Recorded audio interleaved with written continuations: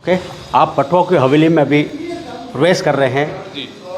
हवेली का मतलब ये आप जब जैसलमेर के अंदर घूमने के लिए आएंगे जी। तब महसूस करोगे कि 50 डिग्री गर्मी के अंदर विदाउट फैन विदाउट एसी आपको कैसे ठंडक महसूस हुआ है। तो अब हवेली के एंट्रेंस परिसर में आइए, इस गेट के नीचे खड़े रहिए, आपको ये महसूस होगा कि कहाँ गर्मी है। लोग बोलते हैं जैसलमेर में 50 डिग्री से ज़्यादा गर्मी पड़ती है, तो हम तो इस परिसर के अंदर खड़े हैं, हमको तो गर्मी का बिल्कुल भी एहसास नहीं लग रहा है। तो गर्मी के अंदर ये ठंडे का एहसास देती है और ठंडी के अंदर एकदम गर्म का एहसास देती है। इसी सब के हिसाब से जो आर्किटेक्चर का जो आप काम देख रहे हैं, तो पत्थरों का निर्माण और बिल्डिंगों का निर्माण उसी हिसाब से किया गया है। अच्छा। कि दोनों ऋतु के अंदर पब्लिक को दोनों ऋतु का आनंद मिले। आप ऊपर से देखेंगे जी। आपको ऐसा लगेगा लकड़ी है ये पूरा, लकड़ी पर बिल्कुल भी काम नहीं है। यहाँ का जो पीला पत्थर है जिस पर यह काम किया गया है, उस ज़माने में जब हवेलियाँ बनी थी लगभग 250 पौने 300 साल पहले, तब आर्किटेक्चर कैसे आर्ट बना हुआ है अपना। तो हमारे जैसलमेर के अंदर लेडीज़ लोग ज्वेलरी पहनती है, हिंदू मुस्लिम हर कम्युनिटी 36 कौम की जो भी महिलाएं हैं तो जो ज्वेलरी पहनती है, हिंदू कारीगर मुस्लिम कारीगर दोनों ने ज्वेलरी की जैसे जैसे डिज़ाइन आती गई और डिज़ाइनों का सारा कॉपीराइट इस पत्थरों पर करते गए हैं। ये वही आर्ट देखने को आपको मिलेगा जैसा आप यहाँ से आप देखेंगे।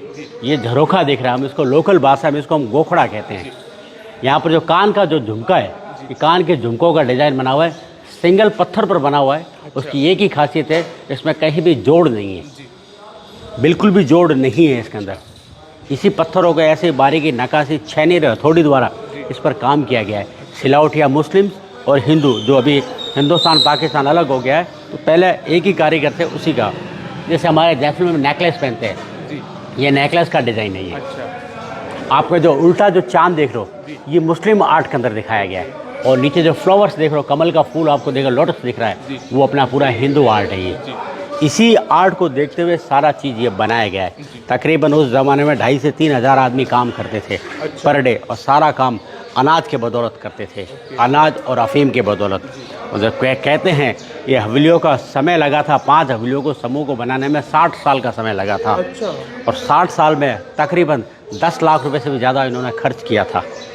अब सोचो उस ज़माने के 10 लाख रुपया आज की तारीख में इंसान क्या भारत की सरकार के पास भी उसका कैलकुलेस निकाल जाए तो राजस्थान, वो कहते हैं उस 10 लाख रुपए में ये राजस्थान और गुजरात जैसे शहर को पूरा खरीद सकते थे। पर उन्होंने महज 5 हवेलियों को बनाने में 10 लाख रुपए से ज़्यादा खर्च किया है। अच्छा। अब ये मीनिंग होता है पटवा। पटवा कौन होता है? पटवा जाति नहीं होती है, नाम भी नहीं होता है, यहाँ के राजाओं का दिया गया एक उपाधि होता है। अच्छा। जो रॉयल फैमिली की कुंदन ज्वेलरी बनाने का काम करते थे। जैसलमेर मोस्ट फेमस है कुंदन, पोल्की और जड़ों के लिए। आप लोग कुंदन किसको बोलते हैं? एक डायमंड्स पत्थर के स्टोन को कुंदन बोलते हैं, मगर रियल कुंदन वो नहीं होता है। तो 24 कैरेट जो बिस्किट होता है, बिस्किट की लीफ निकाल के जैसे अपन अंगूठी बनाते हैं या कान की जो हमारे जेंट्स लोग भी पहनते हैं, उसके अंदर उसी गोल्ड की लीफ को पूरा पैक कर देते अंदर, रियल कुंदन वो होता है। अच्छा। लोग कुंदन 50-100 रुपये के स्टोन को हज़ारों रुपये में ईजिली खरीद के लेके जाते हैं। ये कुंदन पोल्की और जड़ाऊ का काम करते थे। सिल्वर पर बेहतरीन मीनाकारी के ऑर्नामेंट्स बनाना, मंगलसूत्र बनाना, साड़ी के बॉर्डर पर जरी का काम करना, जो गूंथने और पिरोने का काम होता है, उस काम को लोकल भाषा में पटवाई का काम कहते हैं। पटवाई से इनको धीरे धीरे उपाधि मिला पटवा। हवेली आपको मैंने पहले ही बताया, हवेली का मतलब बड़ा घर और हवादार घर को कहते हैं हवेली। हवेली सिंबल मतलब धनी आदमी, धनी आदमी, क्योंकि उसके घर के आगे बेहतरीन काम होगा। इनके मालिक का नाम था सेठ गुमान चंद जी बाफना। अच्छा। श्वेतांबर जैन थे। जैन परिवार में 2 कम्युनिटी होती है, श्वेतांबर एंड दिगंबर। फिर श्वेतांबर परिवार थे, इन्होंने अपने 5 बेटों के लिए 5 घर का निर्माण करवाया। बनना चालू हुआ विक्रम संवत 1800। अभी लोग बोलते हैं हिंदू शास्त्र में बोलते हो विक्रम संवत, तो यंग जनरेशन को तो यह भी नहीं मालूम पड़ता कि विक्रम संवत है क्या। अभी विक्रम संवत 1800 बनना चालू हुआ और कंप्लीट हुआ 1860। प्रेजेंट में विक्रम संवत 2081 चल रहा है, 2081 रनिंग चल रहा है विक्रम संवत। मतलब हिंदू कैलेंडर इसमें काफ़ी डिफरेंस आ जाता है। ये 60 साल तकरीबन यही लगा था समय। 2,500 से 3,000 आदमी काम करते थे।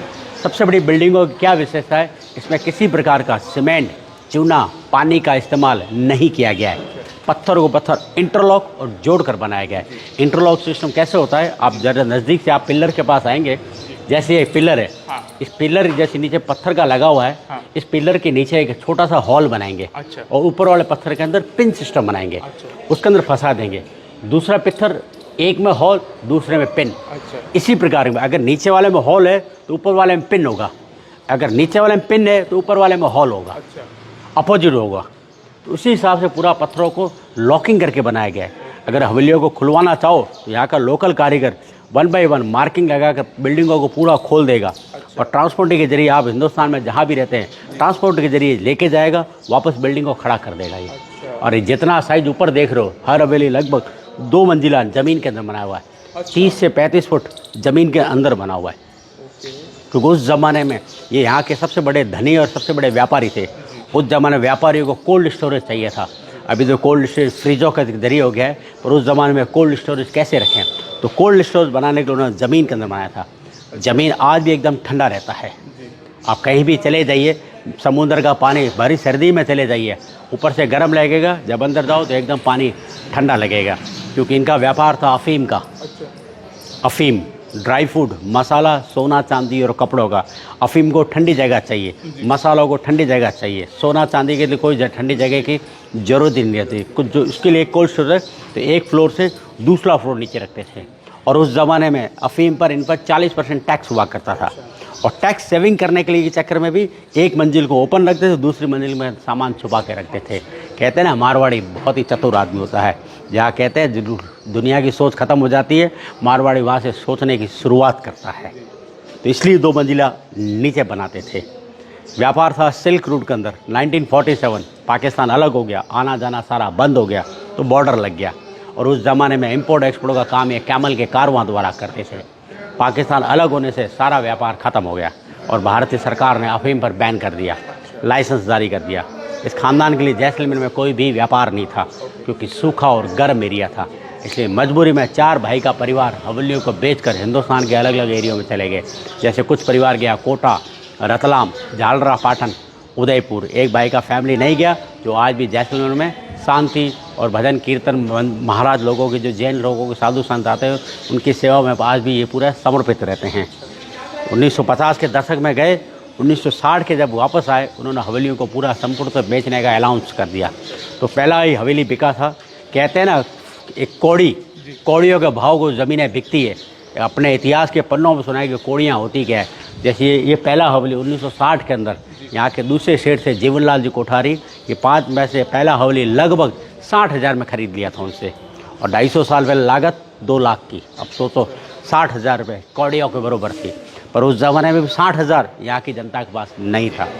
तो अभी पहला ही निजी प्रॉपर्टी हो गया है। इसको कोठारी परिवार का ट्रस्ट बनाकर इसको मैनेज कर रही है।